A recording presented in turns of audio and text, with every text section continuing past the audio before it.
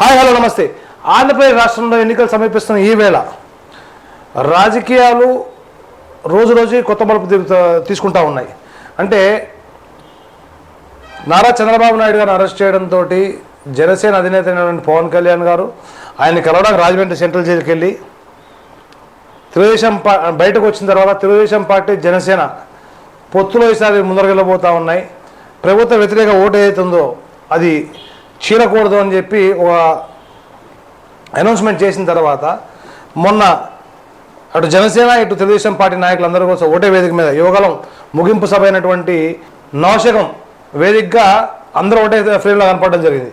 అయితే 2014లో నరేంద్ర మోడీ గారిని ప్రధానమంత్రి చేయడంలో కీలక పాత్ర వహించినటువంటి ప్రశాంత్ కిషోర్ వ్యూహకర్త, రాజకీయ వ్యూహకర్త అయిన ప్రశాంత్ కిషోర్, ఆ తర్వాత అటు నితీష్ కుమార్ని కానివ్వండి, లేకపోతే అటు వెస్ట్ బెంగాల్లో మమతా బెనర్జీని కానివ్వండి, 2019లో జగన్మోహన్ రెడ్డి అధికారంలో రావడానికి కీలక పాత్ర పోసిన విషయం అందరికీ విదితమే.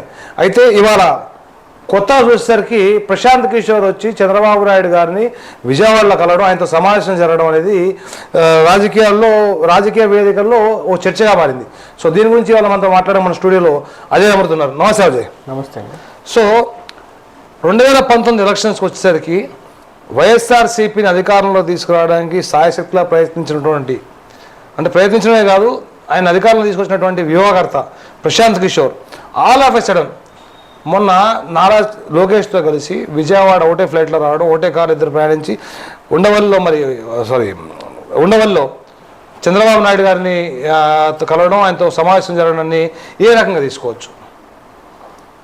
ముందు ఇక్కడ మనం గమనించాల్సింది ఏంటంటే వైఎస్ఆర్సీపీని గెలిపించడం కోసం ఆయన చేసిన దానికంటే కూడా వైఎస్ఆర్సీపీ గెలుస్తుందనే ఉద్దేశంతోనే ఆయన ఆ పార్టీని టేకప్ చేయడం జరిగింది. అంటే ఆయన వైఎస్ఆర్ పార్టీని వ్యూహకర్తగా నియమించే సమయానికే వైఎస్ఆర్ పార్టీ బలంగా తయారైంది, గెలిచే ఊపులో ఉంది. సో కాబట్టి ఇది గెలిచే అవకాశం ఉంది, కాబట్టి దీన్ని పనిచేస్తే మనకి ఇంకా దేశవ్యాప్తంగా మంచి పేరు వస్తుంది, ఆ తర్వాత మరిన్ని రాజకీయ పార్టీలకు పనిచేసే అవకాశం వస్తుందని చెప్పేసి ఆయన భావించి దాన్ని పనిచేయడానికి ఒప్పుకున్నారు.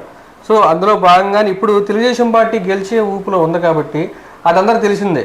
మొన్న ఈ మధ్య వైఎస్ఆర్ కాంగ్రెస్ పార్టీ మీద జగన్మోహన్ రెడ్డి గారి మీద ఎంత వ్యతిరేకత ఉందో, ఎమ్మెల్యేలు పార్టీని వదిలేసి బయటకు రావడం ఏదైతే ఉందో, తల్లి చెల్లి కూడా వదిలేసి వెళ్ళడం. సో ఇటువంటి పరిణామాలన్నీ గమనించిన తర్వాత జగన్మోహన్ రెడ్డి గెలుస్తాడని అయితే ఎవరికీ నమ్మకం లేదు. సో అందులో భాగంగానే ఈయన మళ్ళీ మన పార్టీని తెలుగుదేశం పార్టీని గెలిపించడం కోసం ఆయన వ్యూహకర్తగా రావడం జరిగింది. ఏదైనప్పటికీ ఇది మంచి పరిణామం అని చెప్పొచ్చు. ఎందుకంటే ఈయన తెలుగుదేశం పార్టీలో ఉన్న కొన్ని లోపాలు ఏవైతే, ప్రతి పార్టీకి కొన్ని లోపాలు ఉంటాయి, ఆ లోపాలు సరి చేసుకునే విధంగా ఆయన సర్వేల ద్వారా కానీ లేకపోతే వ్యూహాల ద్వారా కానీ ఆయన మంచి మంచి సలహాలు ఇవ్వడం జరుగుతుంది. ఈ సలహాలు ఉపయోగించుకొని మరింత అంటే ఇప్పుడు 120 నుంచి 130 సీట్లు గెలుస్తారని చెప్పి అంటున్నారు.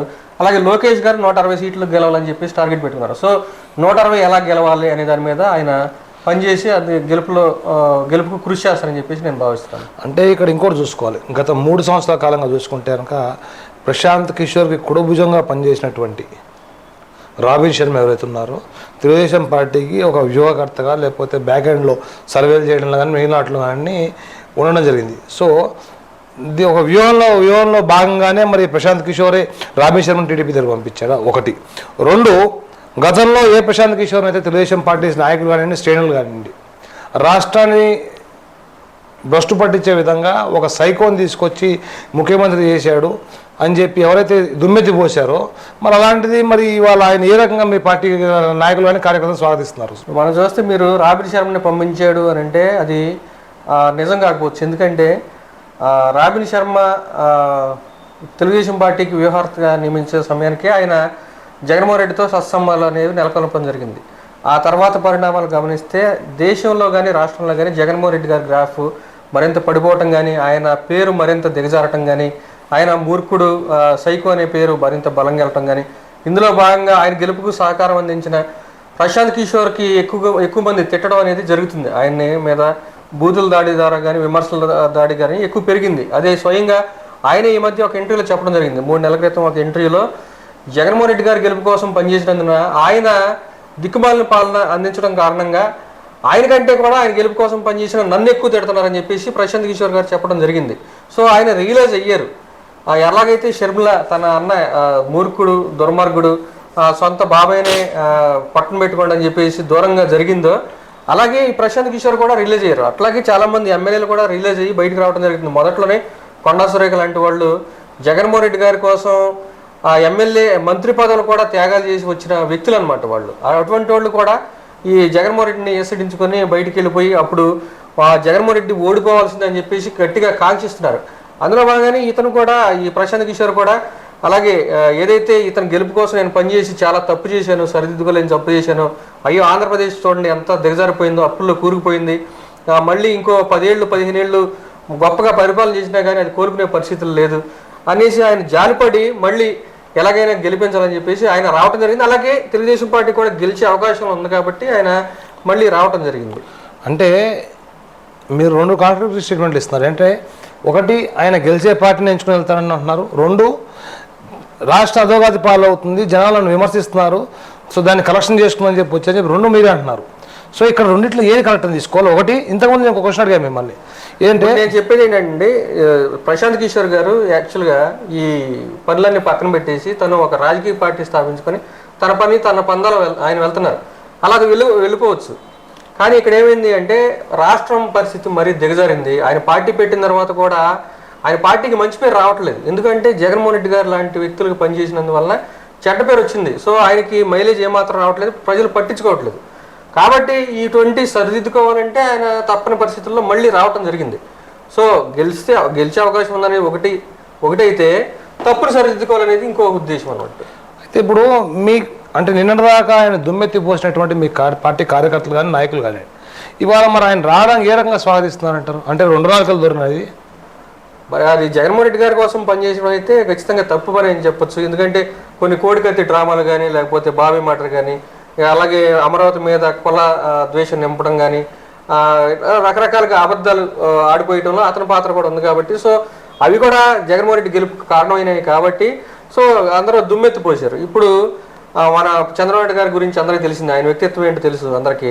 ఆయన ఇటువంటి కుట్ర రాజకీయాలు ఆయనకి తెలియదు కాబట్టి ఆయన ఏదైతే ప్రశాంత్ కిషోర్లో ఉన్న తెలివితేటలు ఏవైతే ఉన్నాయో ఆయన ముఖ్యంగా సర్వే ద్వారా ఎక్కడెక్కడ లోపలు ఉన్నాయో పార్టీలో, ఎక్కడెక్కడ పార్టీ బలహీనం పొందో ఏ నియోజకవర్గాల్లో అక్కడ ఏం చేస్తే పార్టీ అనేది బలపడుతుందో ఇటువంటివన్నీ సర్వేలు చేసిస్తారు. కాబట్టి ఈ రిపోర్టు పరంగా చంద్రబాబు నాయుడు గారు ఒప్పించుకునే అవకాశం ఉంది. కానీ జగన్మోహన్ రెడ్డి లాగా ఆయన దొంగ పనుల కోసం కానీ, ఆ కోడికత్తి డ్రామాల కోసం కానీ, సొంత వాళ్ళని లేపేసి వాటిని సానుభూతి కోసం వాడుకునే డ్రామాల కోసం అయితే ఇక్కడ వాడుకుని అటువంటి సలహాలు కూడా ముఖ్యంగా ప్రశాంత్ కిషోర్ ఇవ్వడు. ఎందుకంటే ప్రశాంత్ కిషోర్ కూడా వ్యక్తిత్వాలను బట్టి ఇస్తాడు. జగన్మోహన్ రెడ్డి ఆయన సైకో స్వభావం కలిగిన వ్యక్తి కాబట్టి ఆయన అటువంటి సలహాలు ఇచ్చాడు. సో చంద్రబాబు గారి వ్యక్తిత్వం అతను పూర్తిగా విరుద్ధం కాబట్టి అటువంటి సలహాలు ఇచ్చే అవకాశమే లేదు. అంటే ఇప్పుడు మీరు మాట అన్నారు ఏంటంటే సర్వే రిపోర్ట్లలో అది కూడా తీసుకురావడం, దాంట్లోనే ప్రశాంత్ కిషోర్ ఒక మంచి పాత్ర పోషిస్తారని చెప్పి తీసుకున్నారని చెప్పి అన్నారు. అయితే ఇప్పటిదాకా పనిచేస్తున్నటువంటి రాబిన్ శర్మ అంటే మంచి కరెక్ట్ సర్వే రిపోర్ట్లు అందించడంలో కానీ, లేకపోతే కరెక్ట్గా సర్వే చేయడంలో కానీ వైఫల్యం చెందారని చెప్పి మీరు అనుకుంటారా? ఇప్పటివరకు సర్వే అంటే నాకు అర్థం కాదు మళ్ళీ ఒకసారి. అంటే ఇప్పుడు నేను ఏమన్నా అంటే ఇప్పటిదాకా మీ పార్టీకి వ్యూహకర్తగా అదే రకంగా సర్వేలు చేస్తున్నటువంటి రాబిన్ శర్మ పనితీరు నచ్చగా, లేకపోతే ఆయన పనితీరులో లోపాలు ఉన్నాయని చెప్పి అనిపించి ప్రశాంత్ కిషోర్ని వాళ్ళు తెచ్చుకున్నారంటారా? నేను అలా అనుకోవట్లేదండి. ఇంకా ప్రశాంత్ కిషోర్ కలిస్తే ఇంకా మరింత బలం తోడవుతుందని చెప్పేసి ఆ విధంగా నేను భావిస్తున్నాను. సో ఆయన చేసే సర్వేలు కూడా చాలా యాక్యురేట్గా ఉంటాయి కాబట్టి ఆయన ఆల్రెడీ కొంత సర్వే చేసి సర్వే రిపోర్ట్ ప్రకారమే చంద్రబాబు గారి దగ్గర రావడం జరిగింది. సో ఆ సర్వే ద్వారా ఆయన కొన్ని నిజాలు తెలుసుంటాయి. ఎందుకంటే కొన్ని చోట్ల తెలుగుదేశం పార్టీ ఈ విధంగా వీక్గా ఉంది, ఇలా పనిచేస్తే ఇంకా బలపడి గెలిచే అవకాశం ఉంటుందని చెప్పేసి ఆయన తెలిసిన విషయాలు చంద్రబాబు నాయుడు గారితో పంచుకోవడం ద్వారా కానీ, లేకపోతే లోకేష్ గారితో పంచుకొని ఆ విధంగా బలోపేతం చేసుకుంటారు, పార్టీకి గెలుపు దిశగా పయనిస్తారు, మరింత మెజారిటీ సీట్లు గెలవడానికి వాళ్ళు సహకరిస్తారు. ఆ సర్వేలు అనేవి ఆ ద్వారా సలహాలు ఇవ్వడానికి వచ్చారని చెప్పేసి నేను భావిస్తున్నాను. అయితే ఇప్పుడు చూసుకున్నట్టయితే కనుక ఆంధ్రప్రదేశ్లో అంటే ఇప్పుడు మొన్న కర్ణాటక కానివ్వండి, ఇటు తెలంగాణలో కానివ్వండి, కాంగ్రెస్ పార్టీ గెలుపొందిన తర్వాత వాళ్ళ నెక్స్ట్ టార్గెట్ ఆంధ్రప్రదేశ్ అని చెప్పి వాళ్ళు ఒక ఫీల్డ్ అయితే బయటకు వదిలేరు. సో ఆ దిశగా వాళ్ళు పనిచేస్తున్నారని మనకు కనబడుతూ ఉంది. ఎందుకంటే నిన్న జగన్ ఏదైతే క్రీడా దినోత్సవం ఏదైతే ప్రారంభించాడో దాని మీద కూడా ఆ పార్టీ ఇన్ఛార్జ్ అంటే అబ్జర్వర్ అయినటువంటి మాణిక్య ఠాకూర్ గారు నేను ఒక ట్వీట్ కూడా ఇవ్వడం జరిగింది. మీకు రాష్ట్రంలో ఇవాళ ఏదైతే సమ్మెలు చేస్తూ ఉన్నారో వాటి మీద దృష్టి పెట్టండి, వీటి మీద కాదని చెప్పి అన్న ఒకటి. అదే రకంగా చూసుకుంటే కనుక మీకు కాంగ్రెస్, ఆంధ్రప్రదేశ్ కాంగ్రెస్ అధ్యక్షుడైనటువంటి గిడుగు రుతురాజు కానివ్వండి, లేకపోతే రఘువీరారెడ్డి గారు కానివ్వండి, మొదలగు వారందరూ కూడా 30 మందితో రేపు గురువారం నాడు ఢిల్లీలో ఆల్ ఇండియా కాంగ్రెస్ కమిటీ అధ్యక్షుడు మల్లికార్జున ఖర్గే కానివ్వండి, లేకపోతే రాహుల్ గాంధీ కానివ్వండి, కేసీ వేణుగోపాల్ వీరితో సమావేశం ఏర్పాటు చేస్తానని చెప్పి కూడా తెలుస్తూ ఉంది. దీంతో పాటుగా షర్మిల, వైఎస్ షర్మిల ఎవరైతే తెలంగాణలో పార్టీ స్థాపించి తర్వాత లాస్ట్ మినిట్ ఎలక్షన్ టైంలో బేషరతుగా కాంగ్రెస్ పార్టీని సపోర్ట్ చేస్తున్నానని చెప్పి అన్నారు. అంటే ఆ రోజున ఆవిడ పార్టీని కాంగ్రెస్లో విలీనం చేస్తుందని చెప్పి కూడా అన్నారు. సరే, తెలంగాణలో ఆ రోజు కాంగ్రెస్ నాయకులు ఎవరైతే ఉన్నారో వారు దాన్ని కాస్త వ్యతిరేకించడం ఆగారని చెప్పి అంటున్నారు. సో ఇప్పుడు ఆవిడని పార్టీలో జాయిన్ చేసుకుని రాజ్యసభకి నామినేట్ చేసి ఓ స్టార్ క్యాంపెయినర్గా కాంగ్రెస్ వారు ఉపయోగించుకుందామని చెప్పి అనుకుంటున్నారని చెప్పి అంటున్నారు. సో దీని మీద మీ అభిప్రాయం ఏంటి అసలు? అది మంచి ఆలోచన అని చెప్పొచ్చు. ఎందుకంటే రాష్ట్రంలో కాంగ్రెస్ బలహీనపడటానికి 2 ముఖ్య కారణాలు. ఒకటి తెలంగాణ సెంటిమెంట్, ఒకటైతే రాజశేఖర రెడ్డి గారి సెంటిమెంట్. రాజశేఖర రెడ్డి గారి సెంటిమెంట్ వలన ఆంధ్రాలో నష్టపోతే తెలంగాణ సెంటిమెంట్ వలన తెలంగాణలో నష్టపోయింది. సో ఇప్పుడు రాజశేఖర రెడ్డి గారి అభిమానులు జగన్మోహన్ రెడ్డి గారికి గంపకొత్తగా ఓట్లు వేశారు కాబట్టి వారంతా ప్రాయశ్చిత్తంతో లేకపోతే అపరాధ భావంతో ఫీల్ అవుతున్నారు. ప్రత్యామ్నాయం కోసం ఎదురు చూస్తున్నారు. కొంతమంది ఏంటంటే తెలుగుదేశం పార్టీకి రావడం చూస్తున్నారు, కొంతమంది వచ్చేసారు కూడా, కొంతమంది రాలేకపోతున్నారు. ఎందుకంటే వారి గ్రామ నియోజకవర్గాల్లో కానీ మండల నియోజకవర్గం అక్కడ ఉన్న రాజకీయ పరిస్థితులను బట్టి వారు తెలుగుదేశం పార్టీలో చేరే పరిస్థితులు ఉన్నారు. ఎందుకంటే వారికి అక్కడ ప్రత్యర్థులు తెలుగుదేశం పార్టీలో ఉంటారు కాబట్టి వాళ్ళు ఆ పార్టీలో చేరి అవకాశం ఉండదు. కాబట్టి వాళ్ళు ఏం చేస్తారంటే ప్రత్యామ్నాయం కోసం ఎదురు చూస్తున్నారు. కాబట్టి ఇటువంటి వారికి షర్మిల అనేది మంచి ఆప్షన్ అవుతుందని చెప్పొచ్చు. ఎందుకంటే జగన్మోహన్ రెడ్డి ఎలాగైతే రాజశేఖర రెడ్డి కొడుకు అని చెప్పేసి అభిమానించారో అలాగే షర్మిలను కూడా అభిమానించారు. ఇప్పటికీ రాజశేఖర రెడ్డి మీద కొంతమందికి అభిమానం ఉంది. ఈ జగన్మోహన్ రెడ్డి అంటే ఆయన తీరు నచ్చక, ఆయన పరిపాలన నచ్చక ఇప్పుడంతా ఒకసారి గెలిపించొద్దాం అని చెప్పేసి అనుకున్నారు. గెలిపించిన తర్వాత ఆయన ఏం చేశారు, రాష్ట్రాన్ని ఏ విధంగా అధోగతి పాలు చేశారు అందరూ చూశారు. కాబట్టి ఇప్పుడంతా వాళ్ళంతా షర్మిల గారి వైపు వెళ్ళే అవకాశం ఉంటుంది. పైగా ఈ 10 ఏళ్ల కాలంలో కాంగ్రెస్ పార్టీ మీద ఉన్న ద్వేషం కానీ కోపం తాపాలన్నీ తగ్గిపోయి, ఎందుకంటే రాష్ట్రాన్ని అన్యాయంగా విభజించారు అనేది మొన్నటి వరకు ప్రజల్లో ఉండేది. ఇదంతా ఈ కాలక్రమేణా తగ్గిపోయింది. కాబట్టి ఇప్పుడు తెలుగుదేశం పార్టీకి రాబోయే రోజుల్లో కాంగ్రెస్ పార్టీ ప్రత్యామ్నాయం అవుతుంది అని చెప్పొచ్చు. అది కేంద్ర ప్రభుత్వంలో మాత్రం కాంగ్రెస్ పార్టీ వస్తే ఖచ్చితంగా ఈ వైఎస్ఆర్ కాంగ్రెస్ పార్టీ అనేది పూర్తిగా అంతమైపోతుందని చెప్పి నా అభిప్రాయం. సరే, ఇప్పుడు దీంతో పాటు చూసుకుంటే కనుక 2024 ఏప్రిల్కి భారతదేశం మొత్తం మీద దాదాపు 55 రాజ్యసభ స్థానాలకి వారి యొక్క టర్మ్ పూర్తవుతోంది. అయితే వాటికి సంబంధించి ఇప్పుడు 20 తెలుగు రాష్ట్రాలు చూసుకుంటే తెలంగాణలో 3, ఆంధ్రప్రదేశ్లో 3 స్థానాలు ఖాళీ ఏర్పడబోతున్నాయి.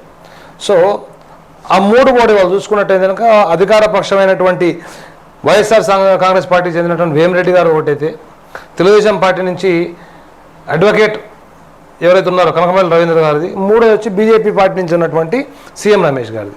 సో ఈ 3 స్థానాలు చూసుకుంటే ఇవాళ అసెంబ్లీలో ఉన్న సంఖ్యాబలాన్ని బట్టి చూస్తే 3 కూడా అటు వైఎస్ఆర్సీపీ ఖాతాలకు వెళ్ళేట్టు కనబడతా ఉన్నాయి.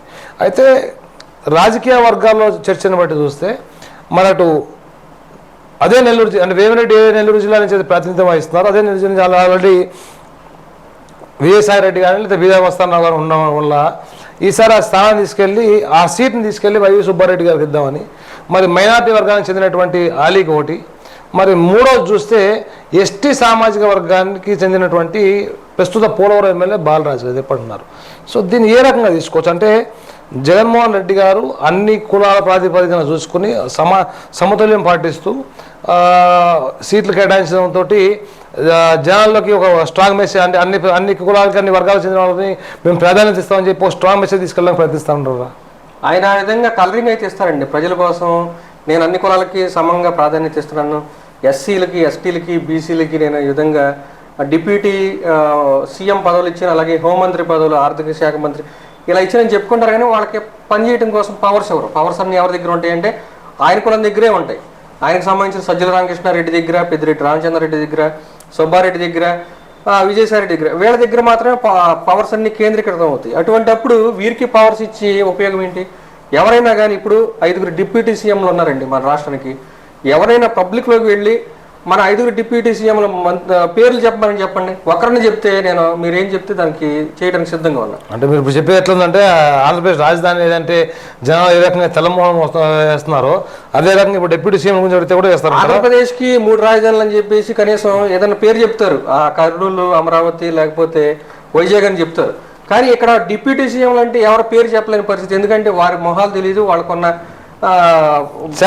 తెలియదు, శాఖలు కూడా తెలియదు. ఎందుకంటే వారిని ఆ విధంగా ఊరికే పేరుకి ఇచ్చేసి మీకు ఈ కులాలకు ఈ విధంగా ప్రాధాన్యత ఇస్తామని చెప్పేసి వారి ఓట్లు దండుకోవటం కోసం ఆ విధంగా ఓట్లు దండుకొని వీరి కులం మాత్రమే పదవులు అనుభవించాలి, అలాగే ఈ కాంట్రాక్టులు అనుభవించాలి, ఆ రాజవైభోగాలు మొత్తం అనుభవించాలి, రాష్ట్రాన్ని ఏలాలి అనే విధంగా వీరు ఎస్సీ ఎస్టీ బీసీ మైనారిటీలను మోసం చేయడం కోసం మాత్రం ఈ విధంగా పదవులు ఇస్తాడు. కానీ ఆయనకైతే పవర్స్ ఏముండవు, వాళ్ళు డమ్మీలు కూడా.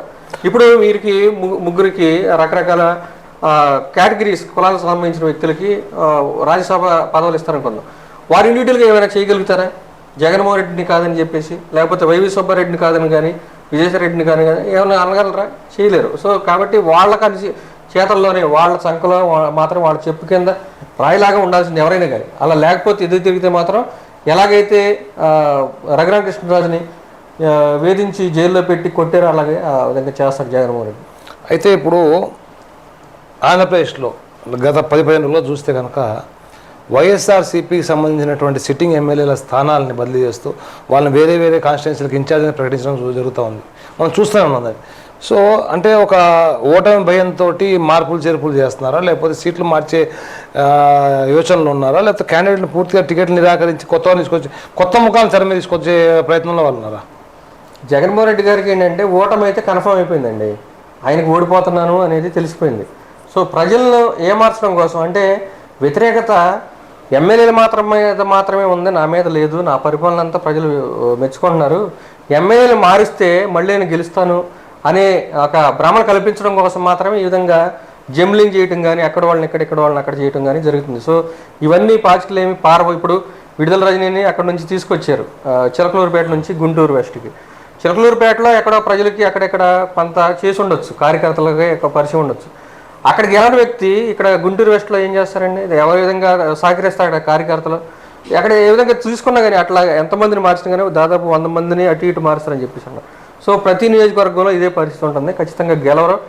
ఈ దింపుడు గెలడం ఆశ అన్నట్టుగా అంటారు కదా. సో అందులో భాగంగా జగన్మోహన్ రెడ్డి గారు ఓడిపోయే ముందు ఇది ఒక ట్రయల్ లాగా వేసి చూస్తున్నారు అనమాట. అంతేగాని ఇదేమి గెలుపు గురాలు యంగ్ జనరేషన్ కోసం లేకపోతే కొత్త వాళ్ళు తీసుకొచ్చేది ఏం కాదు. ప్రజల్ని మాయ చేయడం కోసం, మభ్యపెట్టడం కోసం మాత్రమే ఇదంతా జిమ్మికులు అనమాట జగన్మోహన్ రెడ్డి గారు. సరే చూద్దాం అంటే ఏ రకంగా రాజకీయ కొత్త మలుపులు తీసుకుంటుంది.